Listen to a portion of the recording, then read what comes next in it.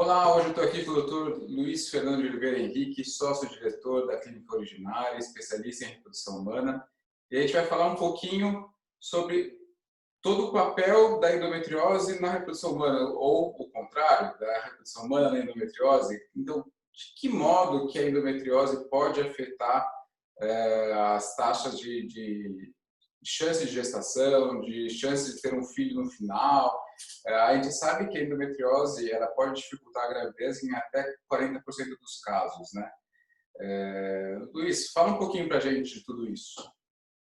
Bom, obrigado pelo convite. É sempre legal essa nossa interação, né? O Patrick é um grande cirurgião aí de endometriose, então é uma doença que ela é complexa, ela depende de um nível de especialização importante, então ter próximo colegas, né, profissionais que possam oferecer esse atendimento para os pacientes é muito legal. Falando um pouquinho sobre a endometriose, né, e a relação dela com infertilidade, primeira coisa, a endometriose ela é muito prevalente nos casais inférteis. Então, em algumas casuísticas, em alguns estudos, mais ou menos 30, 40% dos casais inférteis, se nós procurarmos, nós encontraremos endometriose como um dos fatores, né? Dado isso, a gente precisa entender um pouco mais o contexto dessa paciente em relação a dor pélvica, tempo de infertilidade, reserva ovariana e daí definir um caminho a seguir, né? A gente sabe que a maior parte das mulheres que têm endometriose, elas vão conseguir engravidar naturalmente, né? Mas como o Patrick falou, cerca de 40% pode encontrar, às vezes, alguma dificuldade. Bom, então, nessa nossa avaliação... Vou aproveitar esse gancho, então. É muito comum, quando a gente fala de um diagnóstico de endometriose, a paciente vê meio que como uma sentença de que eu não vou ser mãe, né? Assim, invariavelmente, quando a gente dá um diagnóstico de endometriose, a paciente, doutor, eu vou poder ter filhos? Né? E é super, super comum isso. Então, é muito bom você poder falar isso para a gente. Então, na realidade, a maior parte delas vai conseguir engravidar, né? Mesmo sem ajuda, mesmo espontaneamente. Sim, Uma sim, parcela vai precisar da ajuda, seja de algum tipo de tratamento que a gente vai falar daqui a pouquinho, mas também vai conseguir engravidar, né? Então, acho que isso é importante a gente falar desde o início, né? Sim, então é exatamente isso, né? A maior parte vai conseguir engravidar naturalmente e a parcela dos casais que vão precisar de algum auxílio, as chances de sucesso são muito semelhantes àquelas de pacientes que não têm endometriose, né? Então, os sucessos, por exemplo, vou pular um pouco aqui, mas os sucessos de uma fertilização in vitro, que depende basicamente da quantidade de óvulos e da idade da mulher, para uma mulher com endometriose ou sem endometriose é muito equivalente, tá? Então, se ela consegue, né, mesmo tendo endometriose, produzir uma quantidade razoável de óvulos, buscar ajuda antes dos 40 anos, 41 anos de idade, as taxas de sucesso são excelentes, né? Então,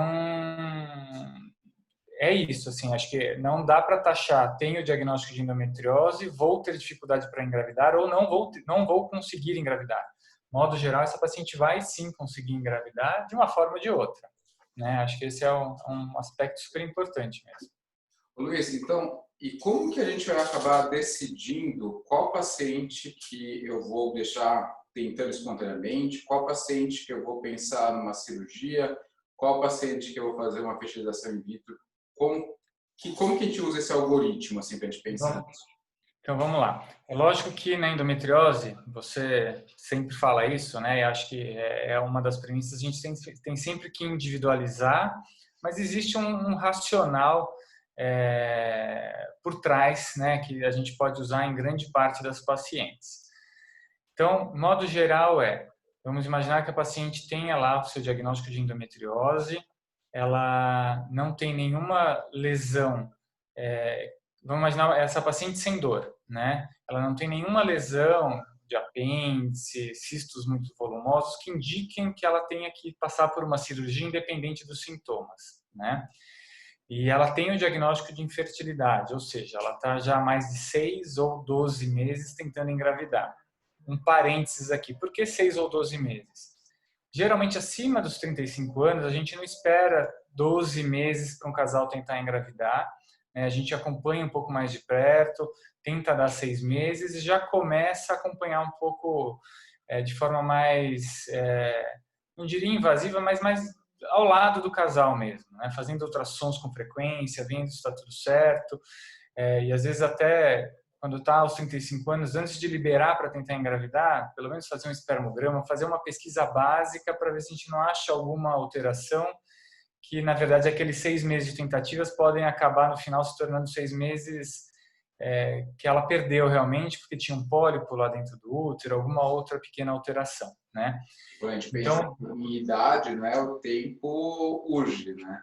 Sim, exatamente. Esse é um racional. Então, aquela paciente que não tem uma indicação cirúrgica, porque, por exemplo, não tem dor, e ela tem menos de 35 anos, a gente geralmente faz uma avaliação da reserva ovariana dessa paciente. Então, ela tem a reserva ovariana, ela se relaciona tanto à quantidade quanto à qualidade dos óvulos. A gente sabe que a gente só consegue avaliar de forma mais objetiva a quantidade através do hormônio antimileriano, que é um exame de sangue, ou através do ultrassom com contagem de folículos antrais. Então, ela tem uma boa reserva ovariana, é bem razoável a gente falar, não, tenta engravidar naturalmente, é lógico que eu acho que vale a pena testar tubas, fazer um espermograma, uma avaliação básica, sempre quando a paciente tem endometriose. Acho que a gente ganha com isso, se ela tem esse acesso, né, a esse tipo de serviço médico. E ela pode tentar engravidar naturalmente, a gente tem esse tempo para dar para ela, tá? O cenário é um pouquinho diferente quando a paciente já tem ou sinais de baixa reserva ou mais do que 35 anos. Então, a gente também tem que dar um tempo para ela tentar engravidar naturalmente, sempre lógico, fazendo aquela avaliação inicial para ver tubas pérvias, tem um espermograma bom, mas a gente vale a pena já acima dos 35 anos ou tendo uma reserva um pouco diminuída, acompanhar um pouco mais de perto. Talvez fazendo ultrassons para avaliar se ela está ovulando naturalmente, se o endométrio atinge a espessura que a gente quer na data certa. Então, às vezes, fazer esse tratamento que a gente chama de relação sexual programada, né? A gente costuma acompanhar em diferentes graus até de intensidade. Às vezes acompanha um mês, outro mês tenta deixar ela mais tranquila em casa, sem fazer tanto acompanhamento, volta a acompanhar no outro mês, mas sempre mantendo um contato. Então, nesses casos, muitas vezes a gente tenta, por 3 a 6 meses, essa tentativa natural. Se não deu certo, daí sim a gente precisa, modo geral, ir para um tratamento que vai oferecer uma chance maior de sucesso, que, modo geral, é a fertilização in vitro, que vai estimular o ovário, juntar com os óvulos, formar um embriãozinho lá e esse embrião a gente coloca dentro da cavidade uterina. Tá? Mas esse modo geral é o protocolo de uma paciente que não tem dor, né? Exato. Acho que isso é bem importante, né? Porque se a gente pensar em dor, a gente tem que, ao mesmo tempo, pensar, bom, temos que facilitar com que essa mulher engravide, mas também temos que tirar a causa dessa dor, né? Sim. Então, é muito legal a gente tentar enxergar essa paciente não só com infertilidade ou só com endometriose, né? A gente precisa juntar os dois realmente e fazer e ter um raciocínio que combine esses dois diagnósticos aí, essas duas entidades. Já a paciente com dor, a gente também tem que olhar para a qualidade de vida dela, né? Então, você mesmo sabe, às vezes essas pacientes têm dor e não tem uma indicação cirúrgica. Você consegue tratar essa dor com hormônios, diferentes métodos, fisioterapia, etc. Mas, se essa paciente pretende engravidar, não dá para deixar ela com anticoncepcional, com Mirena. Então, muitas vezes essas pacientes não conseguem ter as tentativas naturais de gravidez, porque todos os meses ela tem muita cólica, muita dor, começa a faltar no trabalho, não consegue ter relação, etc. Então, a gente precisa olhar para a cirurgia, né? E daí existe dentro das individualizações, uma relação direta entre preservação de fertilidade e cirurgia, que é bem interessante, né? Você bem sabe que algumas pacientes elas têm cistos nos ovários. A gente sabe que a cirurgia, por mais hábil que seja o cirurgião, quando você tira esses cistos, parte do ovário, mesmo normal, ele sai junto com o cisto, né? Você tem uma diminuição ainda maior da reserva ovariana. Então, muitas vezes a gente opta por congelar óvulos ou congelar embriões. Daí sim, a paciente faz a laparoscopia, trata a endometriose, com o objetivo de depois ela conseguir talvez engravidar naturalmente ou eventualmente ir direto para a transferência de embriões na sequência, né? Mas vou dar um exemplo aqui, uma paciente jovem com boa reserva ovariana, com dor e que não está conseguindo seguir a vida dela. Muitas vezes tem um caso recente que a gente optou por congelar óvulos dela, ela operou, ela já era casada, tudo, então depois a gente ela tentou por um ano engravidar com seu parceiro, acabou não conseguindo e depois desse um ano a gente descongelou os óvulos, fertilizou e foi um ultrassom que eu fiz até há uma semana atrás, foi tudo super bem, muito legal a história dela. Mas assim, esse um ano, né, grande parte das pacientes vão conseguir engravidar e não vão precisar talvez usar esses óvulos, mas de qualquer forma a gente optou por um caminho mais seguro possível, né? De caso a cirurgia. Se a gente pegar, por exemplo, uma paciente, sei lá, bem jovem, 18 anos, 17 anos, que não está tentando engravidar, que tem muita dor, é refratária ao tratamento clínico e eu vou precisar operar. Só que ela tem endometriomas bilaterais, os dois ovários com endometrioma, sei lá, 6, 7, 8 centímetros. Então, a gente sabe que a gente vai estar causando uma diminuição na reserva ovariana dessa mulher, sem dúvida alguma. Sim. No mundo ideal, né, a gente sabe que, infelizmente, existe uma diferença muito grande do que é o ideal e o que a gente realmente consegue fazer. Que dá para fazer. Mas no mundo ideal, essa menina de 17, 18 anos deveria congelar ócitos antes de fazer a cirurgia. Certo, eu acho, na minha opinião, sim, né, isso é importante. Existe uma grande, assim, uma paciente com endometriomas desse tamanho, muito provavelmente você vai encontrar uma alteração na pelve dela durante a cirurgia importante, né? Ela não vai ter só os endometriomas, provavelmente vai ter outros focos, uma alteração anatômica. Então, assim, nesse exemplo específico, é possível que ela realmente vá encontrar alguma dificuldade para engravidar no futuro. Mas, de qualquer forma, vamos imaginar que ela optou, né, ela teve acesso ao congelamento de óvulos, porque infelizmente no Brasil ainda é um tratamento caro, né, é um tratamento que infelizmente poucas pessoas têm acesso a esse tipo, né, esse tipo de serviço. Mas vamos imaginar que ela conseguiu coletar óvulos, operou e de repente aos 25 anos casou, tudo engravidou, ótimo. O que ela vai fazer? Ela vai descartar esses óvulos eventualmente ou doar, não sei, tem vários destinos. Mas ela fez essa reserva, né? Se por acaso ela não conseguiu engravidar, não tem como se arrepender de ter feito aquilo, né? Então, sei lá, é uma comparação meio esdrúxula, mas quando a gente faz um seguro de um carro, não é porque a gente vai usar esse seguro. Né? Exato, então, a gente prefere nunca usar o seguro, sem dúvida alguma. Exato. Eu acho uma comparação perfeita, não acho esdrúxula, não, acho excelente, porque quando a gente contrata o seguro, é tudo aquilo que a gente não quer é usar aquele seguro.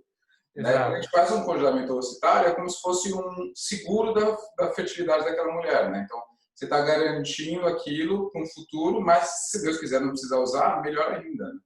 Melhor ainda, exatamente. Então, e é frequente, né? Você deu um exemplo de alguém com 18 anos, mas a realidade social, né? As pessoas acabam tentando engravidar muito mais para frente. Claro. Então, né? Você vê às vezes mulheres que chegaram nos seus 39, 40, 41 anos e se arrependem de não ter olhado para esse congelamento de óvulos, pré-cirúrgico ou eventualmente até quando não relacionados à cirurgia, porque às vezes chega no estágio que a reserva ovariana já é mais baixa, muitas vezes consegue engravidar, mas fez 1, 2, 3 tratamentos, isso gera um estresse, então Toda é a muito... ansiedade, todo angústia, o custo financeiro, tudo, né? Acho Sim, que tudo gera um estresse nesse momento. sim. Então, para paciente com dor, tem muito essa relação, né? Então, a gente falou um pouquinho da paciente sem dor, né? Como que a gente maneja, e na paciente com dor, é muito isso, assim, né? Você vai ter que sentir no seu consultório se essa paciente quer mais operar ou quer mais engravidar, né? Muitas vezes ela fala, não, putz, ó, eu tenho dor, mas eu sigo a vida, tudo bem se eu engravidar e daqui 1 ano e meio a gente operar? Você vai lidar com isso, você vai olhar se a endometriose que ela tem, com os bons exames que a gente consegue fazer, muitas vezes, dá para esperar ou não, né? E vai ter sempre que ser um acordo ali, né? Lógico, dentro dos limites de segurança da medicina, da sua experiência, da nossa. Mas eu acho que é muito isso que você está falando. Acho que a decisão compartilhada é muito boa, né? Então a gente vai justamente expor tudo e a gente vai decidir em conjunto. Acho que isso é muito bom. Lógico, respeitando os limites, respeitando tudo que é ético, sem dúvida alguma. Mas eu acho que é muito bom a gente dividir essa responsabilidade, a gente expõe todas as coisas para o paciente e a gente acaba decidindo em conjunto. Acho fantástico isso. Sim, tem que ser essa premissa, porque é uma decisão que envolve, né? Não é só a paciente, envolve a opinião do marido também, um pouco né? Tem mais pessoas ali envolvidas. E bom, e existe toda a parte de custo também, né? Porque muitas vezes a gente vê que a paciente precisa pensar, putz, vou para a cirurgia ou faço um tratamento. Então, são muitas variáveis aí, né? De decisões a serem tomadas numa vida corrida que muitas vezes a gente leva. Então, sei lá, juntando tudo aí, são decisões que precisam ser tomadas com bastante calma, sem nenhuma pressão e com profissionais que consigam entender isso, né? Acho que isso é super importante. Acho que você resumiu bem, pensando então, paciente assintomático, a gente vai tentar um tratamento. Dependendo da idade e da reserva ovariana, a gente vai liberar ou não para tentar espontaneamente. Se tiver uma idade mais avançada, uma resposta ruim, enfim, a gente já vai pensar em intervir de alguma maneira. Mas vamos pensar o seguinte, uma paciente sem dor. Então, a princípio, a cirurgia está meio de lado, porque a gente não pensa em operar uma paciente sem dor. Mas uma paciente sem dor fez 1, 2, 3 FIVs e não conseguiu engravidar. Em algum momento, você pensaria em tentar operar essa paciente para melhorar o resultado da FIV? Tá. Isso é uma pergunta bem inteligente. Não, é legal, porque assim, a gente consegue trabalhos que mostram que a cirurgia para fertilização in vitro, que a cirurgia para endometriose, desculpa, melhora resultados em fertilização in vitro. Existem trabalhos que falam o contrário. Quando a gente junta todos esses trabalhos, né, isso se chama uma meta-análise, o resultado parece que operar uma endometriose profunda para melhorar resultados de fertilização in vitro não é verdade, né? Então, existe uma certa divergência entre alguns profissionais, especialistas em reprodução assistida, em relação a esse assunto, como que a gente enxerga, né? Então, eu e outros profissionais que a gente trabalha junto, a gente enxerga esse assunto. Se a paciente não tem indicação cirúrgica, existe infertilidade, a gente primeiro faz a fertilização in vitro. Né? Por quê? Porque aparentemente, para a grande maioria das pacientes, operar não vai ajudar, tá? Nas chances daquele óvulo fertilizar e formar um bom embrião. Agora, se após 2 transferências embrionárias, após 2 coletas de óvulos, ou a gente não conseguiu embriões de boa qualidade, ou transferiu e ela não engravidou, a gente começa a discutir um pouco mais com ela sobre talvez fazer a cirurgia, de tentar diminuir, a teoria por trás disso, né? Tentar diminuir aquele ambiente inflamatório da pelve dela, porque eventualmente para ela, diferente do, não dá para falar que isso serve para todo mundo, mas talvez para ela isso vai aumentar as chances de sucesso, né? Então isso É muito exatamente a forma como a gente caso, né? De caso a caso. Exatamente. Então, é exatamente a forma como a gente vê. Duas falhas, a gente começa a valorizar mais isso, né? E tem muitas particularidades, assim, pacientes podem ter adenomiose, né? A adenomiose é um outro capítulo, né? Que é aquela paciente que a endometriose infiltra um pouco ali a parede do miométrio. Então, os trabalhos mostram que também após duas falhas vale a pena bloquear essa paciente, deixar numa menopausa precoce para depois realizar uma nova transferência embrionária. Mas daí também você tem que individualizar. Putz, por que talvez eu tenha que esperar 2 ciclos de falhas para fazer isso? Porque na grande maioria das pacientes isso vai ajudar. Mas às vezes, dependendo do volume do útero, do tamanho dessa adenomiose, às vezes a gente é um pouco mais agressivo, um pouco mais precoce nessa indicação, né? Não tem relação isso com cirurgia, mas são manejos que a gente tem que ter individualizando cada paciente, vendo se essa adenomiose eu vou valorizar ou não, depende do volume uterino, depende se ela tem cólica ou não. Às vezes eu valorizo na primeira transferência embrionária já, né? Às vezes eu vou falar, não, é pequena, esquece essa adenomiose por enquanto, pode ser que eu morda a língua, mas eu acho besteira de submeter a coisas a mais. Então, bom, voltando até esse diálogo, essa discussão com a paciente aberta, tá, e tomar decisões juntas vale para isso. Inclusive, no caso a gente chegar a falar, olha, eu sei que há 2 ciclos atrás eu não indiquei cirurgia para você, mas acho que agora vale a pena, né, pensar em olhar para a cirurgia. Então, o paciente volta lá com o Patrick, opera, tira todos aqueles focos de endometriose que podem causar um processo inflamatório e a gente tenta uma nova FIV.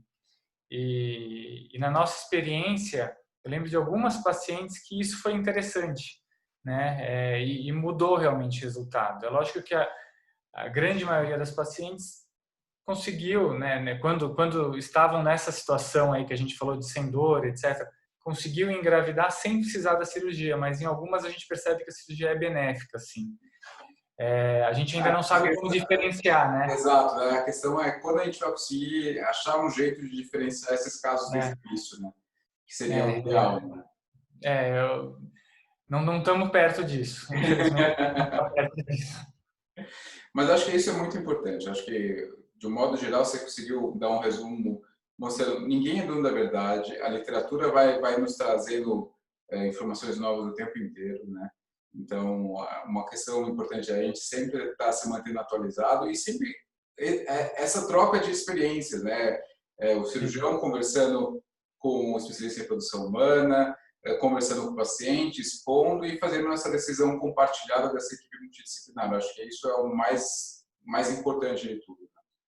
Sim, eu acho que um outro, voltando um pouquinho o que você falou lá atrás, daquele estigma da paciente com endometriose, né? Acho que é legal reforçar também que, caso essa paciente precise de um tratamento, as chances de sucesso, acho que eu até já falei isso, mas é legal reforçar, as chances de sucesso são muito boas, né? Então, a gente conseguindo extrair os óvulos, formar bons embriões, em modo geral a gente consegue isso, vai tudo muito bem, né? Inclusive durante a gravidez, tudo. Então, lidar um pouco com tranquilidade, né? Eu acho que muitas pacientes a gente percebe que elas vêm às vezes sem críticas, sem deméritos, etc., mas elas vêm de alguns profissionais que não estão tão habituados a lidar talvez com endometriose, então elas vêm muito em pânico, né? Sensibilizadas e muitas vezes numa conversa você tranquiliza, ó, esse vai ser nosso plano, etc., opera, não opera, tal. Ela vê né, ó, existe um caminho, trilhar esse caminho, então isso é legal, eu acho que isso é importante, eu acho que não é para ter pânico, né? É uma doença benigna e que tem sempre uma saída, né? Acho que isso é importante. Maravilha, Luiz. Acho que foi ótimo o nosso bate-papo aqui. Quero te agradecer mais uma vez. Eu E que me sinto suas honrado. considerações finais.